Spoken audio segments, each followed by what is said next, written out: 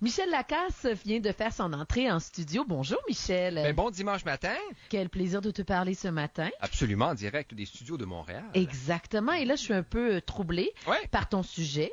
Et là, tu me dis, ton sujet, les chiens n'aiment pas les câlins. Ben oui, puis ça, c'est très intéressant, Patricia, et je parle de ce sujet-là parce que Stanley Coren, qui est un psychologue qui s'intéresse aussi au comportement canin, a publié un texte sur le site de Psychology Today. Et bien sûr, son texte a été repris par des dizaines de journaux et de sites web et il a surpris énormément de gens qui étaient convaincus que les chiens aimaient les câlins, ce qui n'est pas toujours le cas selon M. Coren. Bon, explique-moi, là, je suis troublé. Lui, il dit que les câlins, que les étreintes viennent augmenter le niveau de stress et d'anxiété chez la plupart des chiens.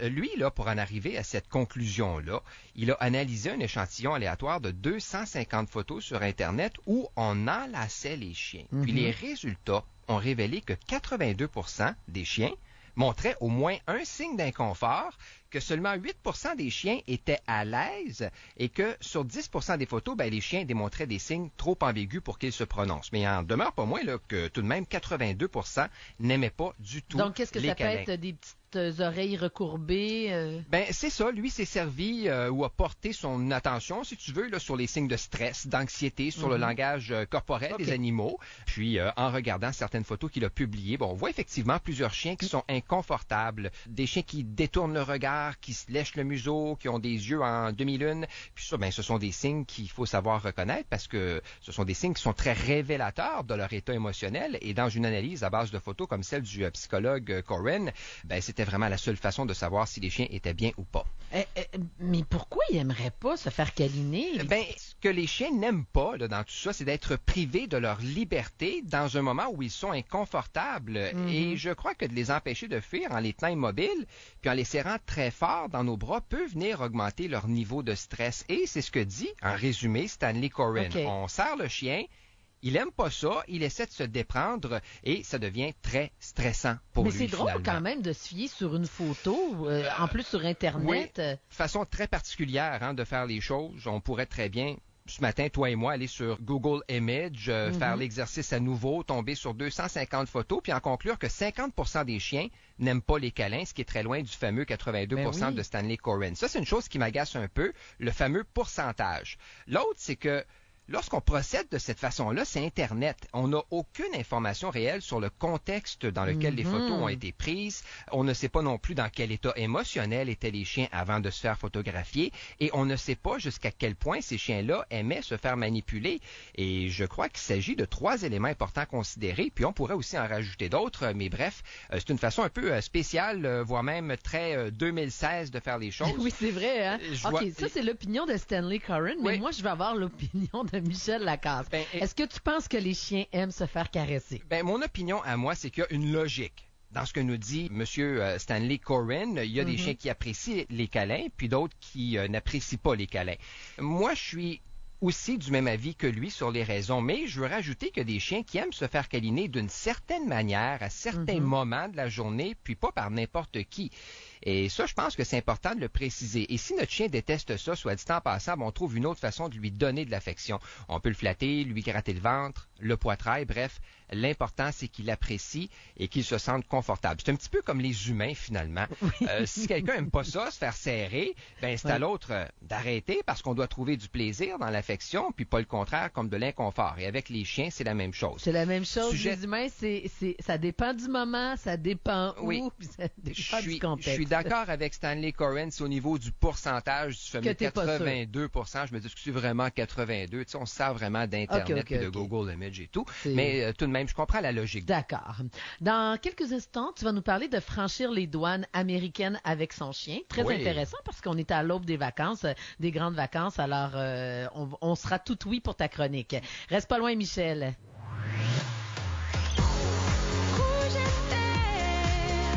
Rouge FM. On est fait pour s'entendre. Rouge FM.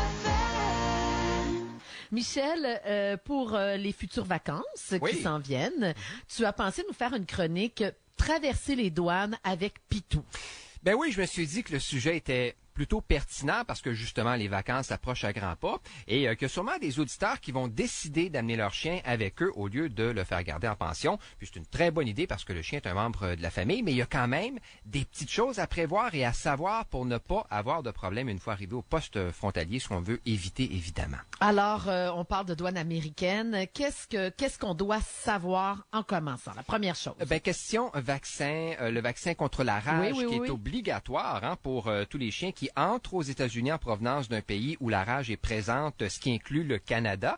Et petite parenthèse, comme me l'expliquait un douanier à qui j'ai parlé, le vaccin doit être administré au moins 1 mois avant l'entrée aux États-Unis et il se doit d'être à jour. Et comme les chiots, Patricia, ne peuvent pas être vaccinés contre la rage avant 3 mois, il faut maintenant attendre qu'ils soient âgés de 4 mois pour qu'ils puissent nous accompagner aux États-Unis. Mais là, il faut avoir des papiers qui prouvent la chose? Absolument, oui. Ça prend le carnet de santé de l'animal. OK. Ça nous prend un animal en bonne santé, justement, pour franchir les douanes. Oui, notre chien qui doit pas avoir de maladie infectieuse et qui doit aussi avoir bonne mine devant le douanier parce qu'en cas de doute, lui peut demander à ce que le chien soit vu par un vétérinaire au point d'entrée du pays s'il semble malade. Sérieusement? Oui, moi, c'est quelque chose que je savais pas, mais c'est ce qu'on m'expliquait. Donc, si on voit que notre chien ne va pas très bien avant de quitter le Québec, il serait peut-être prudent de le faire examiner par son vétérinaire avant de partir pour ne pas avoir à le faire une fois arrivé aux frontières américaines, ce qui pourrait évidemment nous retarder beaucoup.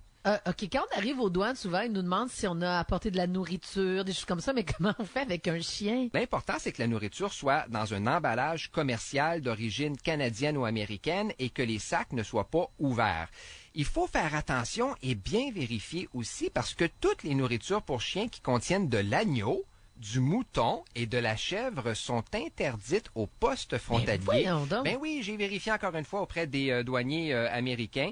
Ça m'a été confirmé. Tout ce qui contient les croquettes qui peuvent contenir de l'agneau, du mouton et de la chèvre, c'est interdit. Mais alors on les achète là-bas. À ce point-là, genre, ils vont vraiment vérifier. Il y a des chances, c'est ce que tu me dis. Il y a des chances. Okay. Il y a des chances. Alors, vaut mieux laisser ça à la maison et peut-être acheter la nourriture une fois arrivé de l'autre côté de la frontière. Est-ce que quand on traverse les douanes, nos animaux doivent être attachés?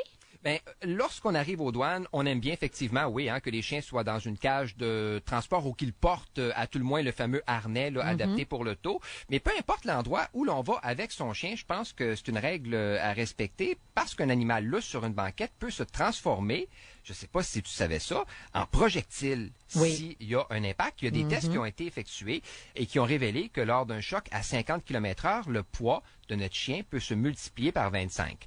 Alors, faut le sécuriser en lui mettant un harnais de sécurité destiné à la voiture ou en l'installant dans une cage de transport qu'on fixe à la banquette ou au sol. Et si on prévoit une petite pause pour les besoins, on lui met toujours sa laisse dans l'auto pour pouvoir le retenir parce qu'il arrive que des chiens se mettent à courir partout lorsqu'on les sort. On veut pas ça. Non, on veut pas ça, surtout si on est proche d'une Mais projectile, là, je prends 3 secondes pour te dire que c'est valable pour tout ce qui traîne dans la voiture. Tu sais, un bidon de lave-glace, c'est horrible. Là, tu sais, si tu manges ça derrière la tête, tu peux rester marqué longtemps. Alors, il faut faire attention à tout ce qui traîne dans la voiture. Et un dernier conseil pour passer la frontière, mon Michel? Comme le temps d'attente peut être assez considérable, on le sait, pendant la période des vacances, on Je sais pas de quoi tu parles. On apporte de l'eau pour ne pas que le chien se déshydrate. On peut lui verser dans un bol, mais aussi dans les animaleries des espèces de bouteilles qui viennent avec un petit bol moulé qui se fixe sur le côté. Et ça, c'est vraiment très pratique. Mais ce qu'il faut retenir, c'est qu'il vaut mieux apporter de l'eau parce qu'attendre aux douanes, ça peut souvent être très long. Et puis, notre chien peut avoir soif. Et là, puisqu'on a un petit peu de temps, je veux que tu me parles d'un nouveau record Guinness. C'est toujours très rigolo. Vas-y, je te laisse aller. On a un record qui a été homologué. Scooter qui devient le plus vieux chat vivant au monde. Scooter. Scooter. Et Scooter, ça, c'est un chat siamois du Texas qui est encore bien vivant puis qui a célébré son 30e anniversaire, ce qui fait qu'il détient, le fameux record Guinness du chat le plus vieux. Il est né le 26 mars 1986 et le secret de sa longévité, Patricia, serait qu'il a été très actif tout au cours de sa vie. Puis peut-être aussi parce qu'il a beaucoup voyagé. C'est quand même assez impressionnant pour un animal domestique. Il a traversé 45 États au total et il a toujours aimé les nouveaux endroits. Alors, on lui souhaite encore de la Il est santé. curieux, ce scooter. Ben, Mais absolument. tu sais, je voudrais pas décourager mon chum parce que nous autres, on a toujours une petite guéguerre avec son chien et mes chats.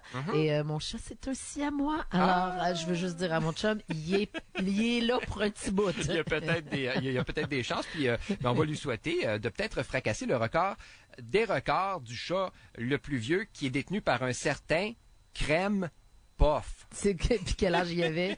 38 ans. Et mais il est décédé aujourd'hui. OK. Ça, c'est beaucoup, sachant que la longévité d'un chat domestique est de 12 à 15 ans à peu près. Merci beaucoup, Michel. Je te souhaite un bon week-end. Un bon week-end à toi. Une bonne fin de week-end. Absolument. Au retour de la pause, là, je vais vous parler d'un texte.